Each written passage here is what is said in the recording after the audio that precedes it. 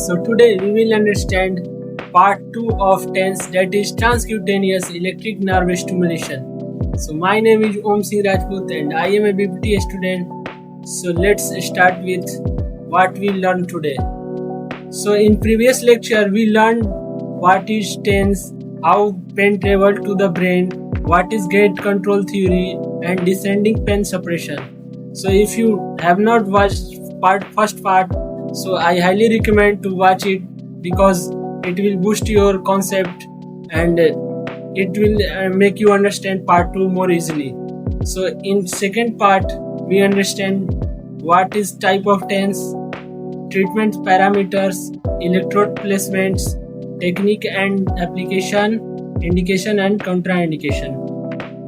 So today we will understand the practical part of the TENS.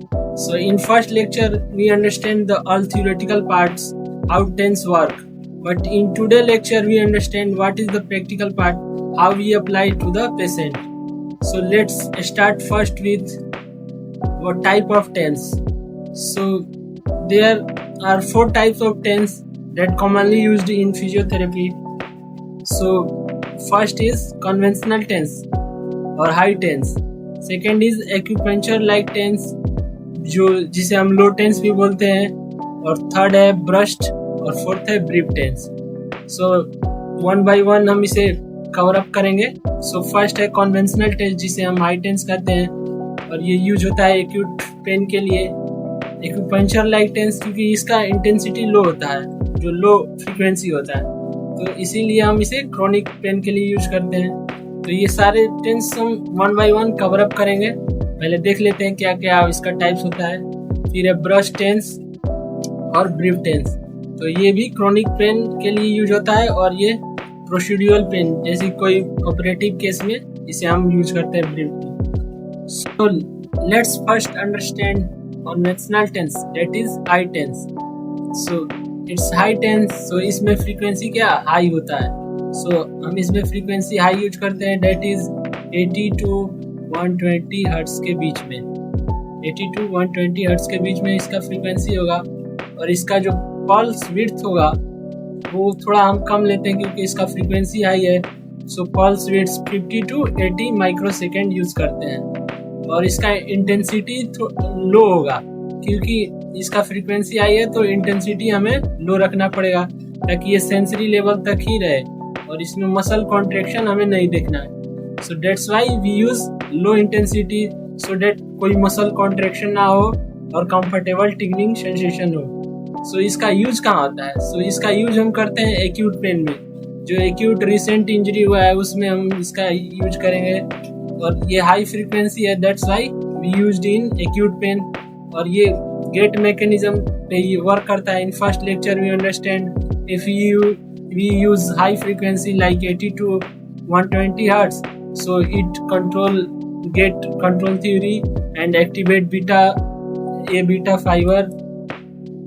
That's we understand in first lecture how gate control theory works. So in that case high frequency is used और इसका main purpose होता है acute pain को reduce करने के लिए. सो ये comfortable tingling sensation देगा सो दैट इंटेंसिटी इसका कम है. So next we understand what is low TENS. Low TENS means acupuncture like TENS. So इसका पर्पस होता है क्रोनिक पेन में हम इसको यूज करते हैं. तो इसका पैरामीटर क्या होता है हम देख लेते हैं. तो इसका पैरामीटर लो टेंस है, सो दैट्स व्हाई इसका फ्रीक्वेंसी बहुत कम होगा. सो 2 to 5 हर्ट्ज इसका हम फ्रीक्वेंसी लेंगे और इसका अगर फ्रीक्वेंसी कम है तो हमें पल्स विड्थ इसका ज़्यादा रखना पड़ेगा सो दैट इसका मसल कॉन्ट्रैक्शन होगा. हम मोटर लेवल पर इसको कॉन्ट्रैक्ट करते हैं. सो इसमें हम लो टेंस में हमें मसल ट्विच देखने को मिलता है. सो दैट्स वाई इसका पल्स विड्थ ज़्यादा है, 150 to 3000 माइक्रोसेकेंड. और इसका जो इंटेंसिटी होगा वो 3 मिली एम्पियर है. सो ड्यूरेशन हम इसका थोड़ा ज़्यादा देते हैं, 30 to 40 मिनट्स. और इसमें थोड़ा पेशेंट को टिंगलिंग सेंसेशन होगा और इसमें मसल का ट्विच होगा because of we increase our intensity. So ये मोटर लेवल पे चला गया, तो मोटर लेवल पे चला गया तो इंटेंसिटी बढ़ने के कारण तो मसल का कॉन्ट्रैक्शन होगा। सो ये मेनली काम करता है क्या, एंडोर्फिन रिलीज करता है। ये गेट कंट्रोल मैकेनिज्म पे काम नहीं करता है। In first lecture we understand if we use low frequency currents in TENS so that it activate endorphin, natural जो पेन किलर हमारा बॉडी प्रोड्यूस करता है उसको एक्टिवेट करता है और ये पेन को रिड्यूस करता है। सो लो फ्रीक्वेंसी का ये कैसे उसका इंटेंसिटी और फ्रीक्वेंसी कैसे जाता है और मसल कॉन्ट्रैक्शन को कराता है। So that's why we use this kind of TENS in chronic pen.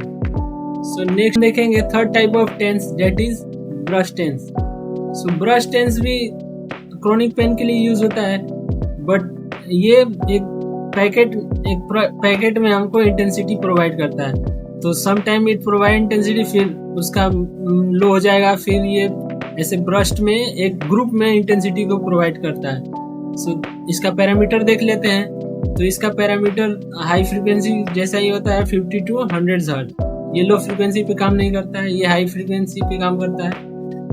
और जो ब्रस्ट करेगा वो 1 to 4 हर्ट्ज का होगा। तो सम टाइम ये इंक्रीज करता है फिर डिक्रीज करता है, तो ऐसे ये काम करता है। सो दैट्स वाई इसका पल्स विड्थ हाई होता है 50 to 200 माइक्रोसेकेंड, और इसका ट्रीटमेंट ड्यूरेशन 20 to 30 मिनट्स के लिए हम देते हैं। यह वेरी करता है according to patient condition. So brush TENS is more comfortable than low frequency जो हम लोग यूज किए एक्यूपंक्चर लाइक टेंस, बिकॉज ये कंटिन्यू नहीं करता है ट्रीटमेंट को। ये ब्रश एक कभी पेशेंट को ये डिलीवर करता है, फिर ये स्टॉप करेगा, फिर ये कुछ समय के लिए देगा, फिर ये स्टॉप, ऐसे करके चलता है। तो कभी इसका इंटेंसिटी ज़्यादा होता है, कभी कम होता है फ्रीक्वेंसी। तो that's why we use long lasting pain relief. So इसे हम लॉन्ग लास्टिंग पेन रिलीफ में इसीलिए यूज करते हैं। और ये प्रोड्यूस एंडोर्फिन, ये भी एंडोर्फिन को रिलीज करता है, क्योंकि इसका भी फ्रीक्वेंसी कभी हाई हो रहा है कभी लो हो रहा है। तो जब ये लो होता है तो ये एंडोर्फिन को रिलीज करता है। So next we understand fourth type of TENS, that is brief TENS. So brief TENS use होता है हमें मोर मसल कॉन्ट्रैक्शन कराकर, अगर किसी पेशेंट को अगर ड्रेसिंग करना है या जॉइंट्स का मोबिलाइजेशन करना है, अगर किसी को फ्रैक्चर हो गया है तो उसमें हम इसका यूज करते हैं। तो ये प्रोवाइड रैपिड पेन रिलीफ, ये जल्दी पेन रिलीफ करेगा। तो इसका फ्रीक्वेंसी थोड़ा हाई रखते हैं 125 to 250 हर्ट्ज, और पल्स बीट भी इसका हाई है, और इसका इंटेंसिटी भी हम हाई ही लेते हैं सो डैट ये मसल कॉन्ट्रैक्शन करा दे। और इसका ड्यूरेशन 5 to 15, क्योंकि इसमें इंटेंसिटी भी ज़्यादा है और फ्रीक्वेंसी भी ज़्यादा है, सो डैट इसका ट्रीटमेंट ड्यूरेशन हम शॉर्ट ड्यूरेशन के लिए रखते हैं। और इसका यूज़ हम मेनली स्ट्रॉन्ग मसल कॉन्ट्रैक्शन कराते हैं ताकि ड्रेसिंग वगैरह कर सकें, पेशेंट को इजीली कंफर्टेबल, पेन रिड्यूस हो जाए। So now let's understand comparison of all the TENS. हम एक बार देख लेते हैं क्या क्या कंपैरिजन है सारा। तो कन्वेंशनल टेंस हाई फ्रीक्वेंसी है, एक्यूपंक्चर लो फ्रीक्वेंसी, और ब्रश टेंस भी हाई फ्रीक्वेंसी है। इसका पैरामीटर हम देख चुके हैं। सो ये पल्स बीट है सबका। इंटेंसिटी वेरी करता है, इंटेंसिटी इसमें हम कम लेते हैं, फिर ये इसमें ज़्यादा लेना पड़ता है ताकि मोटर न्यूरॉन्स को हम एक्टिवेट कर पाए। ये कंफर्टेबल, जिसमें पेशेंट को कंफर्टेबल हो रहा है उसमें हम देते हैं पेशेंट को ब्रश टेंस में। और इसमें तो इंटेंसिटी हाई रखेंगे ताकि मसल का स्ट्रॉन्ग कॉन्ट्रैक्शन हो पाए। सो ये ड्यूरेशन तो हम मेंटेन कर सकते हैं according to the patient, but ये एक नॉर्मल ड्यूरेशन होता है। और हाई टेंस जो होता है एक्यूट पेन के लिए हम यूज़ करते हैं। बाकी ये दोनों लो टेंस और ब्रश टेंस क्रोनिक के लिए, और ये प्रोसीड्यूरल पेन, जैसे कोई भी प्रोसीड्यूर हमको करना होता है पेशेंट में, तो ये उसमें ब्रीफ टेंस का यूज करते हैं। सो एक पॉइंट याद रखने वाला इम्पोर्टेंट पॉइंट है, जो कि हाई टेंस होगा तो उसको एक्यूट केस में हम यूज करेंगे, लो या ब्रस्ट होगा तो वो क्रोनिक में यूज होगा। तो ये इम्पोर्टेंट पॉइंट है, इसे रिमेम्बर रखिएगा। सो now let's understand what is the treatments parameter. तो हम तो टेंस को समझ चुके हैं, क्या इसका यूज है, क्या टाइप होता है, ये सब समझ गए। अब पैरामीटर हम कैसे सेट करेंगे, क्या होता है, उसे हम समझ लेते हैं। सबसे पहले है फ्रीक्वेंसी। फ्रीक्वेंसी होता है नंबर्स नंबर ऑफ पल्स पर सेकेंड, तो एक सेकेंड में कितना पल्स जो करंट का पास हो रहा है उसे हम फ्रीक्वेंसी बोलते हैं।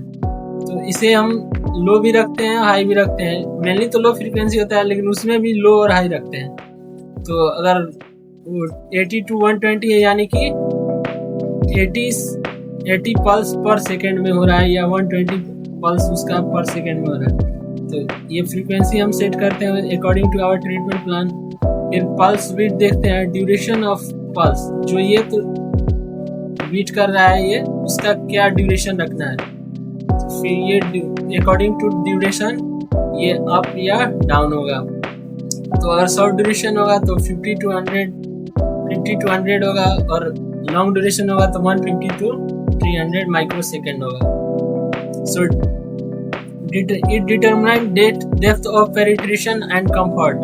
तो पल्स विड्थ से हम डेप्थ ऑफ पेनिट्रेशन और कंफर्ट देखते हैं। तो अगर पल्स ड्यूरेशन कम होगा तो पेशेंट को कंफर्टेबली अगर करना है, अगर ट्रीटमेंट देना है तो हमें उसको पल्स ड्यूरेशन लो रखना पड़ता है। अगर पेनिट्रेशन पावर अगर मसल का वहाँ ज़्यादा है तो वहाँ पर तो ऑब्वियसली हमें पल्स विड्थ बढ़ाना पड़ेगा। तो इंटेंसिटी समझते हैं, अमाउंट ऑफ करेंट पासेस। तो अगर सेंसरी लेवल में हमें उसको कराना है तो कंफर्टेबली हमें इंटेंसिटी को लो ही रखना पड़ेगा। अगर मोटर को कराना है तो हमें इंटेंसिटी ज़्यादा करना पड़ता है। So that's use intensity. और ड्यूरेशन तो अकॉर्डिंग टू हम कंडीशन देखते हैं, जैसे एक्यूट में होगा तो एक्यूट में तो हम 20 to 30 मिनट्स करते हैं, और क्रोनिक में थोड़ा ज़्यादा करते हैं क्योंकि क्रोनिक पेन है तो उसके लिए इंटेंसिटी वगैरह लो रखना पड़ता है। So that's why 30 to 40 minutes. So इतना हम समझ चुके हैं what is treatment parameter. So next we understand type of electrode placement. So अब हमें समझना है कि इलेक्ट्रोड का प्लेसमेंट हम कैसे करेंगे, किस पेन में कहाँ पर इलेक्ट्रोड प्लेसमेंट करते हैं, कैसे करते हैं। तो हम वो समझने के लिए सबसे पहले देखते हैं पेन का condition. So if we have one type of pain that is surrounded in particular area, so उसमें हम क्रॉस पैटर्न में इलेक्ट्रोड को प्लेस करेंगे। जैसे कि लो बैक पेन है तो बैक में ही सराउंड कर रहा है, वो पेरिफेरल नर्व्स में रेडिएटिंग पेन नहीं है, तो उसके लिए हम उसके पेन्स के अराउंड, जहाँ पर पेन हो रहा है उसके अराउंड हम क्रॉस पैटर्न में इलेक्ट्रोड प्लेसमेंट करते हैं। If there is radiating pain, अगर कोई रेडिएटिंग पेन है, जैसे नर्व का इंजरी हो गया या कोई भी कारण से रेडिएटिंग पेन है, तो उसके लिए हम पेन का जिधर डायरेक्शन है उसी डायरेक्शन में हम इलेक्ट्रोड प्लेसमेंट करते हैं। नर्व का जिधर डायरेक्शन हो रहा है उसी डायरेक्शन में, जिधर रेडिएट कर रहा है पेन उधर ही हम इलेक्ट्रोड का प्लेसमेंट करते हैं। तो that happened in peripheral nerves. Trigger point है तो उसके ट्रिगर पॉइंट एक पॉइंट है, उसी के अराउंड हम इलेक्ट्रोड प्लेसमेंट करेंगे। 1 या 2 या 4 इलेक्ट्रोड प्लेसमेंट करते हैं around trigger points. Motor points पर भी हम इलेक्ट्रोड प्लेसमेंट करते हैं। अगर हमें कॉन्ट्रैक्शन कराना है मसल का तो हम हाई फ्रीक्वेंसी या लो इंटेंसिटी पे करेंगे, तो हमें उसमें मसल कॉन्ट्रैक्शन कराने की इंटेंसिटी बढ़ाना पड़ेगा। So that's why we use motor point of the muscle.